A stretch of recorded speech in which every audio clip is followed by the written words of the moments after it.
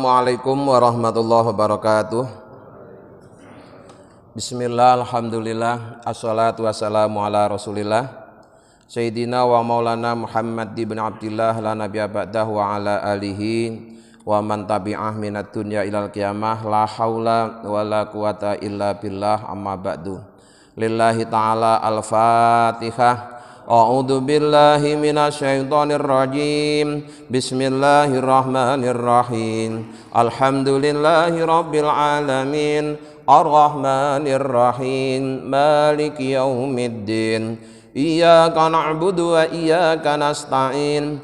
Ihdinas siratal mustaqim. Siratal ladzina an'amta 'alaihim ghairil maghdubi 'alaihim waladdallin. Amin.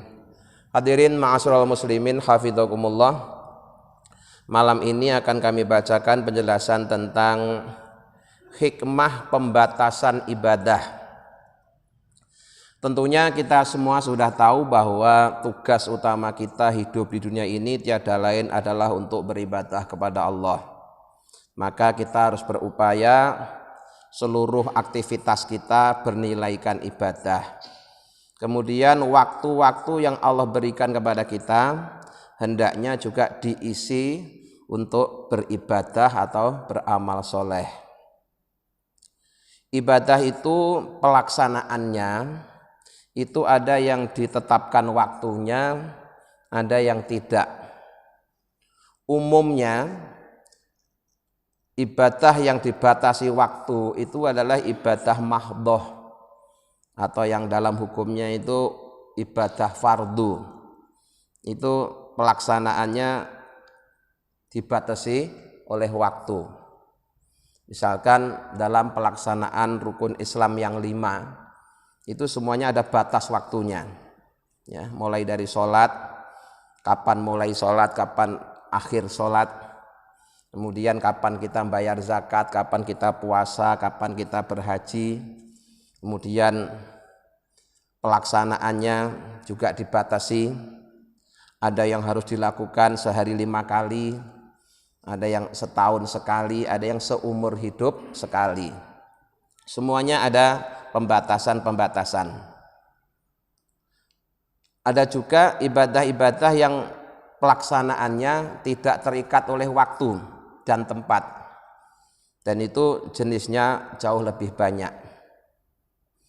Nah, kita itu dianjurkan untuk mengisi seluruh waktu yang ada dengan aneka macam jenis ibadah. Artinya jangan sampai kita ini hanya melaksanakan satu jenis ibadah kemudian melupakan ibadah yang lain. Itu tidak boleh. Karena Allah juga sudah menyediakan aneka macam jenis ibadah, aneka macam jenis amal soleh. Supaya kita tidak bosan, kita disuruh untuk pindah-pindah dari satu amal soleh ke amal soleh yang lainnya, dari satu jenis ibadah ke jenis ibadah yang lainnya, sehingga seluruh waktu kita bernilaikan ibadah, tapi aktivitas lahiriahnya bergonta-ganti. Itu cara supaya tidak bosan. Nah, terkait dengan ibadah yang dibatasi waktu, itu yang populer adalah sholat fardu. Allah berfirman di dalam Al-Quran, inna sholata kanat alal mu'minina kitabam mauquta. Sesungguhnya sholat itu keberadaannya bagi orang-orang yang beriman adalah merupakan kewajiban yang telah ditentukan waktunya. Ya. Jadi waktu sholat isya mulai kapan sampai kapan, waktu sholat subuh dari kapan sampai kapan, itu semuanya sudah ada batasan-batasan waktunya. Kemudian juga dibatasi pelaksanaannya. Artinya dalam satu waktu kita cukup sholat fardu itu ya sekali saja. Misalnya malam ini di waktu isya, kita sholatnya isya berapa kali? Cukup 1 kali. Tidak perlu diulang-ulang, kecuali jika memang ada sesuatu yang mengharuskan untuk diulang. Tapi yang jelas dalam kondisi normal, ya, Setiap waktu kita hanya diwajibkan 1 kali sholat. Ketika datang waktu sholat isya, kita hanya diwajibkan sholat isya 1 kali. Nanti datang waktu sholat subuh juga hanya 1 kali. Begitu seterusnya. Tidak perlu terus kemudian sholat isyanya ini diulang-ulang sampai berapa kali, tidak perlu. Ya. Jadi dibatasi pelaksanaannya. Kemudian juga ada jenis ibadah yang dibatasi ukurannya. Ketika kita membayar zakat, itu juga ada batasan. Ya. Ketika harta itu sudah genap 1 nisab, kemudian yang dikeluarkan sekian persen, itu semuanya ada batasnya. Ya. Minimal 2,5%, ada juga yang 5%, ada yang 10%, tergantung jenis harta yang harus dikeluarkan zakatnya. Nah, jadi Allah bikin aturan seperti itu supaya ibadah-ibadah yang Allah bebankan kepada hambanya itu tidak menjadikan dia bosan, tidak menjadikan dia terbebani, tidak menjadikan dia jadi malas-malasan. Tapi Allah menginginkan ketika kita ibadah itu hendaknya dilakukan dengan senang hati, ya, dengan senang hati. Kemarin sudah kita sampaikan dalam pengajian yang lalu bahwa ibadah yang sedikit tapi dilakukan dengan senang hati itu nilainya di sisi Allah lebih agung daripada ibadah yang banyak tapi dilaksanakan dengan tidak senang hati. Maka kita harus berupaya ketika sholat itu senang, ya, gembira, menyambut datangnya waktu sholat bergembira. Ketika diberikan kesempatan oleh Allah untuk sholat juga bergembira. Ini cara supaya ibadah kita itu walaupun sedikit bernilaikan dengan nilai yang besar karena melaksanakannya dengan senang hati. Kemudian Allah membatasi waktu-waktu pelaksanaan ibadah. Itu untuk apa? Supaya orang itu tidak terlalu bersemangat sehingga rakus untuk ibadah. Ya. Yang demikian ini sebagaimana dijelaskan oleh Syekh Ibnu Athaillah, wa alima ma fika min wujudi syarrohi fahajaroha alaika fi ba'dil awqati. Wa alima, dan Allah telah tahu ma adanya suatu fika pada dirimu orang yang beriman. Apa? Min wujudi syarrohi berupa adanya kerakusan, terlalu semangat. Fahajaroha, maka Allah membatasinya, alaika pada kalian, fi ba'dil awqati pada sebagian waktu-waktu. Jadi ada orang yang terlalu semangat dalam ibadah, misalnya ibadah sholat, waktu-waktunya terus dipakai untuk sholat gitu. Itu juga tidak baik. Maka kemudian Allah bikin aturan, ya, ada waktu-waktu yang kita tidak boleh sholat, ya. Ada waktu-waktu yang kita tidak boleh sholat. Kapan itu? Ada 5 waktu, Pak, yang kita tidak boleh sholat. Pertama, sehabis sholat subuh, ya. Kedua, sehabis sholat asar. Ketiga, ketika matahari lurus di atas kepala, istilahnya waktu istiwa. Tapi waktu istiwa ini mengecualikan hari Jumat. Kalau hari Jumat walaupun waktu istiwa kita boleh untuk sholat sunnah. Kemudian yang keempat adalah ketika matahari baru terbit, ya. Maka kalau mau sholat isyraq itu nunggu sebentar, ya, jangan buru-buru. Jadi tunggu ya sekitar 10 sampai 15 menit lah, ya.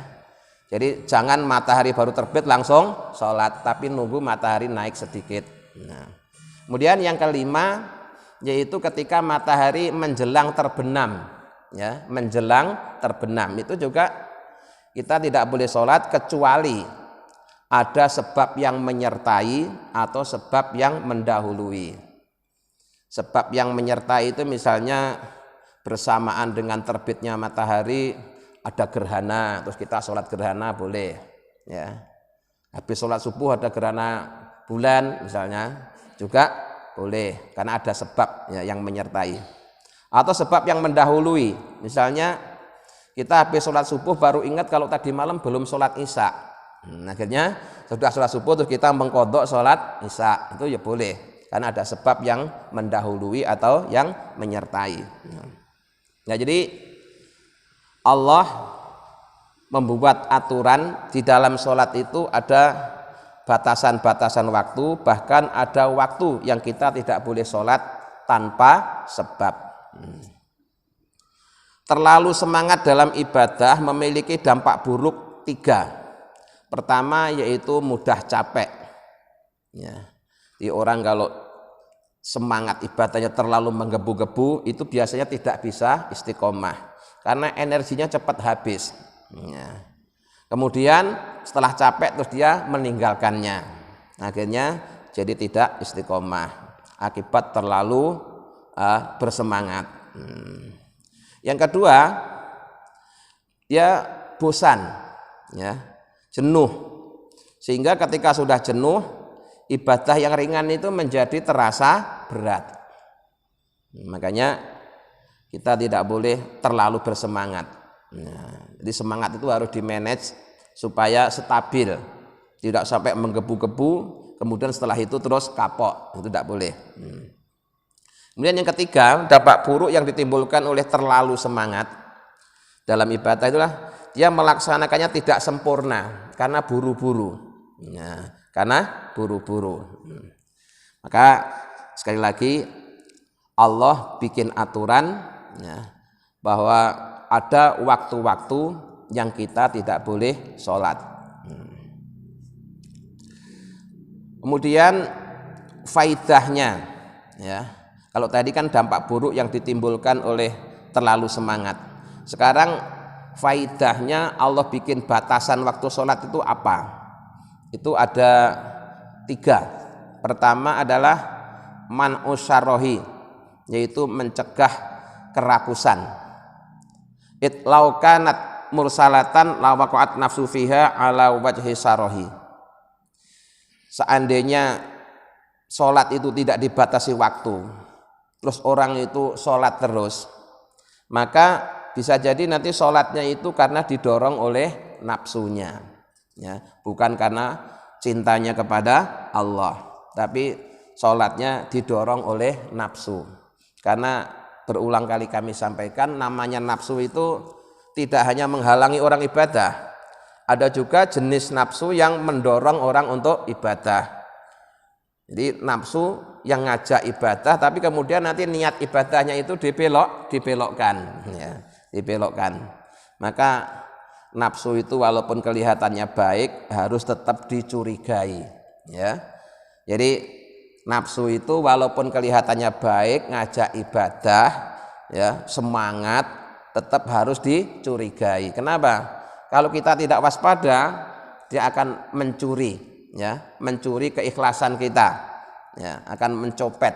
Nah, maka ada seorang kiai yang memberikan gambaran jahatnya nafsu itu seperti ini. Kalau suatu saat Bapak naik angkot, naik kendaraan umum, Bapak berdampingan dengan orang yang pakaiannya bagus, rapi, necis, sopan. Tapi Bapak tahu bahwa dia itu sebenarnya copet, ya. Penampilannya rapi, sopan, tapi sebenarnya dia copet. Maka Bapak duduk yang di sampingnya itu harus hati-hati. Begitu Bapak lena sedikit, dompet hilang. Nah, nafsu juga begitu.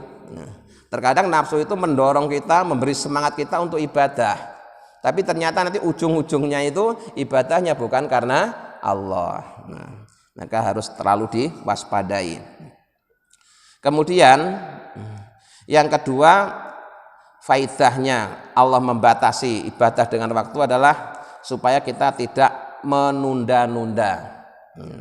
Itlau lal waktu lakan ta'udu min zamanin ila zamanin fayu'addi ila tafrid. Jadi ada batas masuk, ada batas keluar. Nah, kalau tidak ada batas waktunya, mungkin orang akan menunda-nunda. Nanti saja. Tiba-tiba waktu sholatnya sudah habis. Ya, misalnya masuk waktu sholat asar, terus Bapak tidak segera sholat asar, ditunda-tunda karena dia nggak tahu batasnya sholat asar itu sampai kapan. Nanti saja, tiba-tiba sholat maghrib. Nah, akhirnya kan waktu asarnya dia tidak sholat, jadi sudah kelewat. Nah, itu perlunya ada pembatasan waktu supaya tidak sampai kelewat waktunya. Kemudian yang ketiga adalah at-tamkinu minal amali wa tamakunu fihi. Itlaulal waktu la ahmalal amalu wa lam yukhafid alaihi li ghalabatil hawa wa lam yahfadhu istimalan lil hududi. Nah,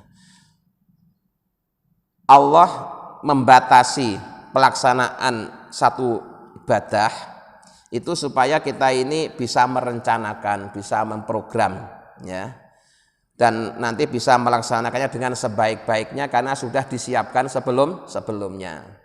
Seperti yang kemarin saya contohkan, kita diwajibkan sholat Jumat.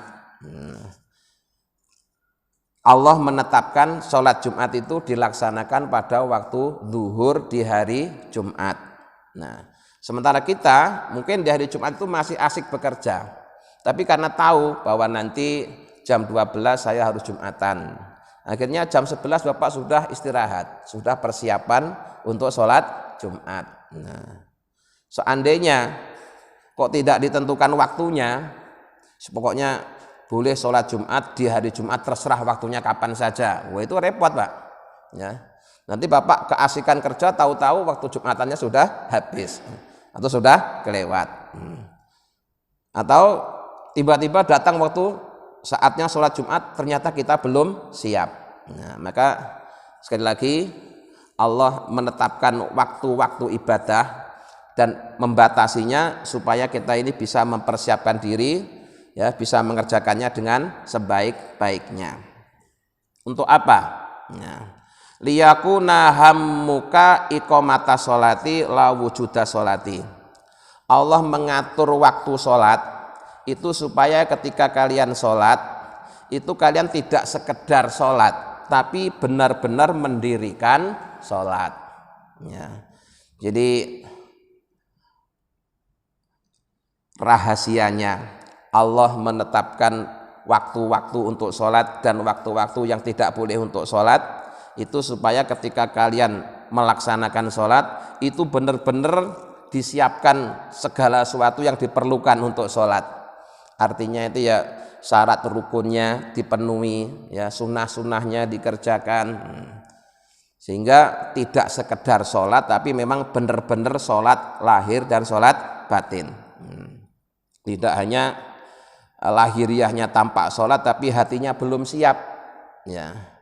Sehingga bisa jadi lahiriahnya sudah sholat tapi pikirannya masih ada di pasar, ketinggalan di kantor, ketinggalan di jalanan, ketinggalan di kebun. Kenapa? Karena tidak persiapan, ya. Coba kalau disiapkan sebelumnya, maka sholatnya akan lebih khusyuk. Asiru fi tahjiri sholati fi ba'dil awqati litastakun nafsu ilaiha. Rahasia Allah membatasi waktu sholat dalam sebagian waktu itu agar jiwa manusia itu merindukan sholat, ya.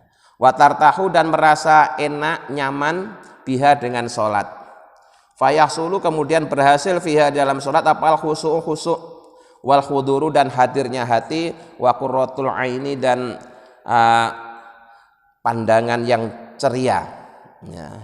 Jadi karena sholat itu oleh Allah ditetapkan waktunya, maka sebelum datang waktunya itu ada persiapan, ada saat jiwa kita itu merindukan datangnya waktu sholat, ya.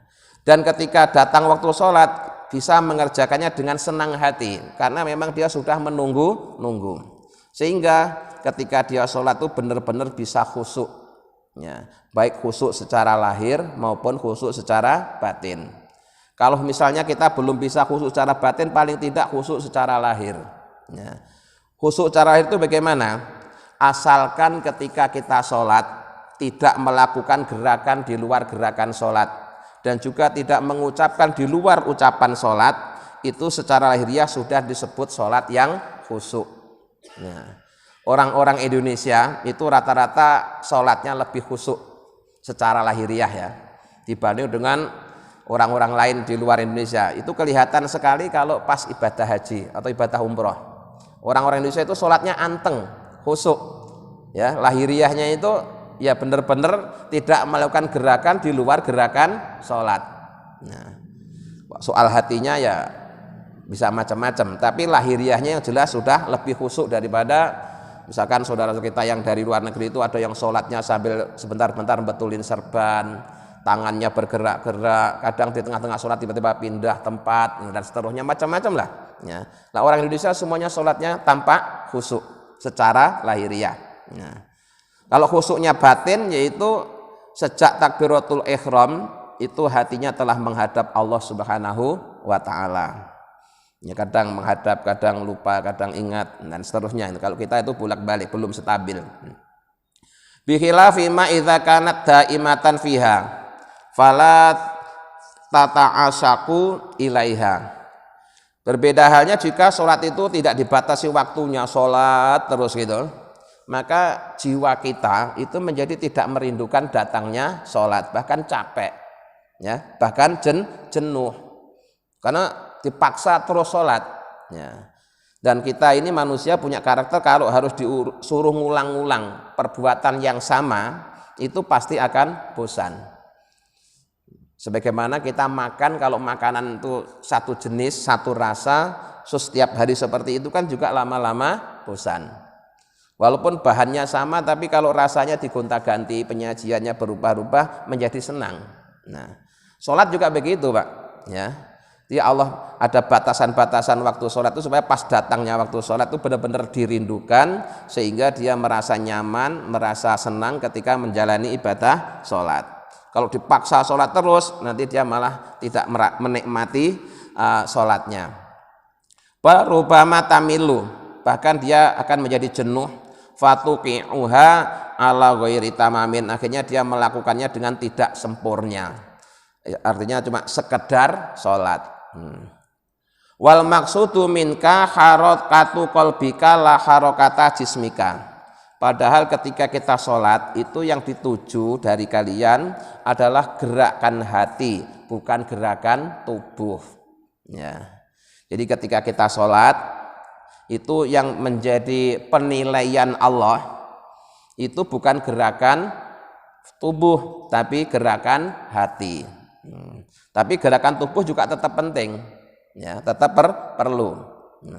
Karena nanti kalau kemudian kita hanya mementingkan gerakan hati itu, menyepelekan gerakan lahir, itu nanti jadinya kita masuk ke aliran kebatinan. Ya, masuk ke aliran kebatinan. Sholat itu tidak perlu centak-centuk, yang penting hatinya ingat sama Allah. Ujung-ujungnya begitu nanti. Ya. Padahal Rasulullah pun ngajarin kalau sholat itu ya ada gerakan fisiknya, terus ada hatinya. Maka sholat itu ada sholat syariat, ada sholat thariqah. Nah, sholat syariat itu ya sholat yang sebagaimana kita lakukan setiap hari itu, sedangkan sholat thariqah itulah sholatnya hati kita, ya, sholatnya hati kita. Yang demikian ini didasarkan pada sabda Rasulullah SAW, innallaha, sungguhnya Allah itulah yang duru tidak memandang ila suwarikum, pada bentuk lahiriahmu, wala ila amalikum, dan juga tidak pada amal perbuatanmu, walakin yang duru, tapi Allah memandang ila qulubikum, pada hati kalian. Jadi sama-sama sholat, ya, rokaatnya sama, bacaannya sama, durasinya sama, tapi kalau khusyuknya beda, itu nilainya juga beda. Itu kalau sholatnya sendiri-sendiri, ya. Yang beda tadi kalau sholatnya sendiri-sendiri. Tapi kalau sholatnya berjamaah, Pak, itu menjadi sama, ya. Itu untungnya, keuntungan kita sholat berjamaah itu kita semua yang ikut sholat berjamaah itu dapat nilai yang sama. Karena berulang-ulang saya sampaikan penjelasan ini bahwa cara Allah menilai, ya, sholatnya orang berjamaah itu pertama dilihat imamnya. Ya. Kalau imamnya bagus, makmumnya semuanya dianggap bagus. Imamnya kurang bagus, tapi salah satu dari makmumnya ada yang bagus, jadi bagus semua. Terus yang ketiga, imamnya kurang bagus, makmumnya juga kurang bagus, tapi berjamaah dinilai bagus. Nah, tetap aja nggak ada yang nilai jelek, itu nggak ada. Semuanya nilainya bagus. Ya. Jadi kalau kita sholat sendiri, sama-sama sholat isya, barangkali nilainya di hadapan Allah beda-beda. Tapi dengan berjamaah, akhirnya dapat nilai yang sama. Itu pentingnya begitu. Ya. Laisa sa'nu harakatul asbah inama sa'nu khudu'ul arwah. Sesungguhnya yang dinilai itu adalah bukan gerakan tubuh tapi gerakan ruh. Ya. Ketika kita sholat itu yang dinilai bukan hanya gerakan tubuh tapi adalah hadirnya ruh. Walaupun demikian gerakan tubuh juga tetap penting. Ya. Tidak boleh asal-asalan. Maka kita juga harus belajar rukunnya sholat. Nah, bahwa salah satu rukunnya sholat itu namanya tumak ninah. Ya. Tumak ninah itu bukan pelan-pelan, bukan Mbak. Tumak ninah itu berhenti sejenak setelah bergerak. Istilahnya jeda. Ya, ada jeda sedikit. Dari berdiri ke rukuk, itu pas rukuknya itu harus ada jeda, berhenti sejenak. Terus nanti dari rukuk iktidal, itu juga harus tumak ninah. Jadi pas tumak ninah, pas iktidal itu kita tidak boleh tangannya sambil goyang-goyang, melambai-lambai gitu. Itu berarti tidak tumak ninah, harus ada saat sebentar berhenti, ya tanpa gerak sejenak. Nah sejenaknya itu seberapa ukurannya? Seukuran membaca subhanallah. Ya. Maka ada orang yang sholatnya gerakannya cepat tapi tumak ninah. Ada juga gerakannya lambat tapi tidak tumak ninah. Itu bisa terjadi. Ya. Jadi yang namanya tumak ninah itu berhenti sejenak setelah bergerak. Jadi ada jeda antara satu gerakan dengan gerakan berikutnya. Nah, jadi penting itu gerakan tubuh. Walaupun nanti yang jadi penilaian di samping gerakan tubuh juga ruh, hadirnya ruh. Fasiru fi tahjiri sholati anka fi ba'dil awqati ayyakuna hammuka iqamata sholah.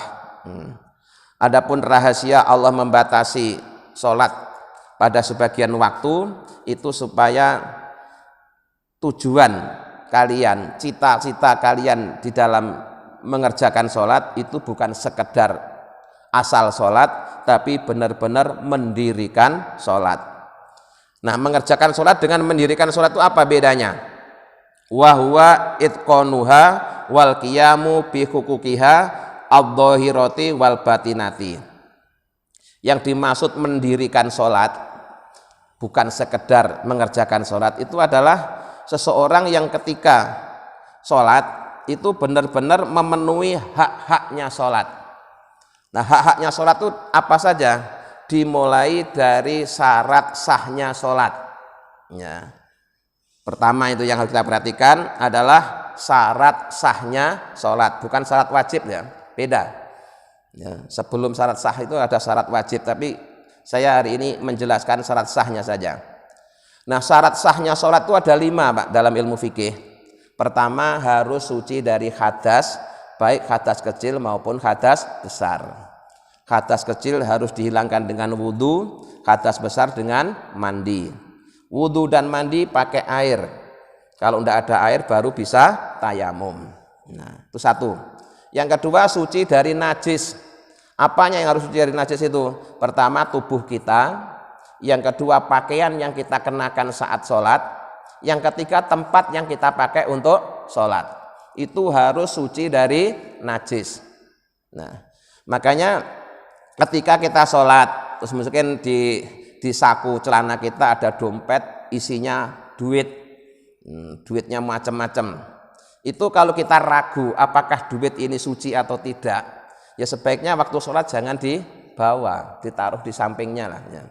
Karena kita tidak tahu duit ini sudah kemana saja. Bisa jadi dia sudah ke pasar, dipegang oleh orang yang tangannya kena najis, apalagi kalau duitnya udah lepek kan bisa jadi terjadi seperti itu. Jadi kalau kita ragu kesuciannya ya jangan dibawa di dalam sholat, harus ditinggalkan. Nah, jadi yang dimaksud pakaian itu adalah apa yang nempel di tubuh kita, mulai dari tutup kepala, baju, celana, ya. Pokoknya yang nempel di tubuh kita itu namanya pakaian. Itu harus suci dari najis. Tubuh kita sudah najis. Kemudian tempat sholat. Yang dimaksud tempat sholat itu adalah tempat yang kita injak, yang kita tempelin waktu kita sujud, dan kita dudukin waktu kita duduk. Asalkan pas itu tidak ada najisnya, itu sudah dianggap suci. Walaupun di samping kita ada najis. Ya, walaupun di samping kita ada najis, asalkan waktu sholat Bapak tidak nyenggol najisnya itu, tidak masalah. Ya, misalkan Bapak sholat di tanda yang sudah ada ini, ya, terus di samping Bapak itu ternyata ada najis, asalkan waktu sholat Bapak tidak nyenggol, tidak masalah. Artinya tidak harus terus satu ruangan ini suci semua dan najis, tidak harus seperti itu. Ya kalau di masjid mungkin ya pasti suci semua, tapi kalau misalkan kita ketika sedang sholat di pinggir jalan atau sholat di kebun atau sholat di tempat-tempat yang kita tidak tahu kebiasaan dipakai untuk apa, asalkan yang kita injak, yang kita pakai sujud, yang kita duduki tidak ada najisnya, itu dianggap suci. Itu syarat yang kedua. Syarat sah sholat yang ketiga adalah menutup aurat. Ya, menutup aurat ini antara laki-laki dan perempuan beda. Kalau perempuan seluruh tubuhnya kecuali muka dan telapak tangan. Kalau laki-laki asalkan sudah menutup antara pusar dan lutut itu sudah sah. Kalau soal ngomong sah sudah sah. Ya. Di laki-laki auratnya cuma antara pusar dan lutut. Tetapi di samping itu kita juga harus memperhatikan adab. Ya, kalau cuma sah asalkan antara pusar dan lutut sudah tertutup itu sudah sah. Tapi kalau kemudian kita sholat hanya berpakaian seperti itu, ya kayaknya ya kurang sopan, apalagi kalau berjamaah, kecuali kalau di rumah sendiri ya. Ya, kalau di rumah sendiri asalkan sudah nutup aurat itu sudah sah. Tapi kalau berjamaah kemudian ada tambahan, yaitu harus menjaga adab, pakailah pakaian yang sopan, yang tidak mengganggu kekhusyuan jamaah yang lain gitu. Jadi hindari yang ada tulisannya, hindari yang ada gambarnya makhluk hidup gitu. Itu adab, tapi prinsipnya asalkan auratnya sudah tertutup itu sudah sah.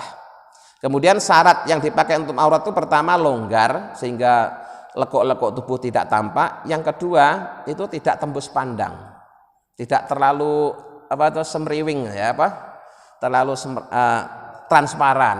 Itu harus diperhatikan ketika sholat. Terlebih pakaian warna putih, Pak. Pakaian warna putih itu gampang transparan, Pak. Mungkin kalau dilihat dari dekat memang nggak kelihatan, dia agak jauh dikit itu malah tampak. Nah, dia harus double. Nah, kemudian syarat sah sholat yang keempat adalah menghadap kiblat. Nah, kiblat itu adalah Ka'bah. Kemudian apakah setiap orang sholat harus ngadep ke Ka'bah? Dilihat dulu, ada 3 tingkatan, Pak. Ini perlu dipahami supaya nanti enggak kita gegeran mau merubah kiblat masjid. Gini aturan fikihnya itu. Untuk orang yang sholat di pelataran Ka'bah, artinya Ka'bahnya jelas-jelas di depan muka, itu ya kita memang harus menghadapkan dada kita ke arah Ka'bah. Kenapa? Karena Ka'bahnya kelihatan, ada di depan mata. Tapi kalau misalkan kita sholatnya tidak di dalam Masjidil Haram, tapi ada di luar masjid, ya, kita sholatnya di hotel misalnya, apakah kita juga harus lurus ke Ka'bah? Karena Ka'bahnya nggak kelihatan, ngadep masjidnya aja sudah sah, gitu loh, ya. Jadi kalau misalkan kita lagi di Mekah, tapi sholatnya nggak di Masjidil Haram, kita sholatnya cuma dari hotel, dan kita tidak bisa ngelihat Ka'bahnya, kita asalkan sholatnya itu sudah lurus ke arah Masjidil Haram itu sudah sah. Ya. Kemudian kalau tempat sholat kita jauh dari Mekah, kayak kita sholatnya dari Indonesia, apa tuh kita harus yakin sholat kita ngadep ke Ka'bah? Tidak. Apakah harus yakin sholat kita ngadep ke Masjidil Haram? Juga tidak. Yang penting ngadep ngulon itu sudah sah. Ya, yang penting ngadep ngulon itu sudah sah. Nah, atau diperkirakan kita sholatnya sudah menghadap kota Mekah itu sudah sah. Jadi tidak perlu risau ketika beberapa waktu yang lalu akibat berulang kali terjadi gempa, terus katanya kiblat kita bergeser, terus sholat kita ternyata nggak lurus Ka'bah. Memang tidak harus lurus Ka'bah, asalkan ngadep ke kota Makkah itu sudah sah. Tidak perlu terus masjidnya, kiblatnya harus dibongkar, kan biayanya besar. Terus kadang juga masjidnya nggak dibongkar tapi terus malah imamannya itu di pojokan gitu. Macam-macam lah. Jadi sekali lagi menghadap kiblat ini ada tingkatan-tingkatannya ya. Kalau memang sholatnya di pelataran Ka'bah ya memang harus yakin dada kita menghadap Ka'bah. Kalau di luar Masjidil Haram cukup ngadep Masjidil Haram. Kalau jauh dari Masjidil Haram cukup menghadap ke kota Mekah, itu sudah sah. Ya, berdasarkan kesepakatan para ulama. Nah, kemudian kalau kita bingung, gimana? Pertama kalau kita bingung arah, itu kita harus nyari petunjuk dulu, petunjuk arah kiblat. Walaupun petunjuk arah kiblat itu bertentangan dengan perasaan kita tetap harus mengikuti petunjuk yang ada. Biasanya di hotel-hotel itu kan ada tanda ya arah kiblat, karena mungkin penghuninya orang baru sehingga mereka tidak tahu arah. Walaupun bertentangan dengan perasaan, itu tetap mengikuti petunjuk. Tapi kalau tidak ada petunjuk, ya tidak ada petunjuk sama sekali dan tidak ada yang bisa ditanya, ya maka kita boleh sholat sesuai dengan perasaan kita. Jadi sholat menurut perasaan itu ketika sudah tidak ada tanda-tanda yang menunjukkan ke arah kiblat dan tidak ada yang ditanya. Perasaan saya kok kiblatnya sana, ya udah sholat. Ternyata salah, nggak apa-apa, tetap sah. Nah, jadi begitu. Itu tadi syarat sah menurut ilmu fikih. Sekarang kalau menurut ilmu tasawuf, ya pertama harus suci dari kemusyrikan, suci dari syirik. Ya, syirik ini digambarkan seperti hadas. Orang yang dalam hatinya masih ada syirik, kemudian dia sholat sama dengan orang nggak punya wudhu terus sholat, ya tidak diterima. Sah tapi tidak diterima. Jadi kalau fikih itu targetnya sah. Kalau tasawuf tidak hanya sekedar sah, tapi harus diterima. Nah syaratnya untuk bisa diterima itu pertama harus sah dulu. Ya, pertama harus sah dulu, setelah sah baru diterima. Jadi fikih tetap penting, Nah. Kedua, suci dari sifat-sifat tercela. Sifat-sifat tercela ini digambarkan seperti najis. Mulai apa? Takabur, riya, dendam, ya, pemarah. Itu adalah sifat-sifat tercela. Itu harus dihilangkan dulu. Ditutup dengan sifat terpuji. Ya, yang tadinya takabur jadi tawadhu, yang tadinya bakhil jadi dermawan, yang tadinya pemarah dan dendam jadi pemaaf. Itu digambarkan seperti menutup aurat tadi. Kemudian jika syarat sah secara fikih sholat itu harus menghadap kiblat, maka hatinya menghadap Allah. Ya, hatinya menghadap Allah. Jadi orang sholat itu ya fisiknya menghadap kiblat, pandangan mata ke tempat sujud, hatinya menghadap Allah. Kemudian kalau sholat 5 waktu itu ada batasan-batasan waktunya. Nah kalau sholat secara ilmu tasawuf itu ya sepanjang waktu, ya di hadirnya hati di hadapan Allah, dan itu terjadi sepanjang waktu. Itu syarat sahnya sholat menurut ilmu fikih dan juga syarat diterimanya sholat menurut ilmu tasawuf. Jika kita sudah memadukan keduanya, berarti kita sudah memenuhi hak-haknya sholat baik secara lahir maupun secara batin. La wujuda sholati, bukan sekedar adanya sholat, min ghairi iqamatin, tanpa menegakkan sholat, tidak asal sholat. Faya mayyitatun, orang yang sekedar sholat tidak memenuhi syarat sahnya tadi, itu dianggap sholatnya itu kayak barang mati, tidak ada rohnya. Khawiyatun, dan kosong. Faya, dan sholat yang seperti itu ilal ukubati, pada siksa itu akrabu, lebih dekat. Artinya kalau seseorang itu sholatnya selalu kosong, tidak ada ruhnya, tidak ada nilainya, ya, hanya sibuk centak-centuk lahiriahnya, tapi hatinya tidak ada khusyuk sama sekali, itu masih dikhawatirkan sholatnya itu mendatangkan siksa. Karena di dalam Al-Quran di surat yang pendek yang sering kita baca, ya, fawailul lil musallin alladzina hum an sholatihim sahun. Kecelakaan buat orang-orang yang sholat. Udah sholat kok masih celaka. Kenapa? Karena mereka alladzina hum an sholatihim sahun. Mereka itu adalah orang-orang yang lalai dari sholatnya. Ya, lalai dari sholatnya artinya dia hanya sibuk dengan aturan lahiriahnya tapi tidak melengkapi dengan aturan batiniahnya.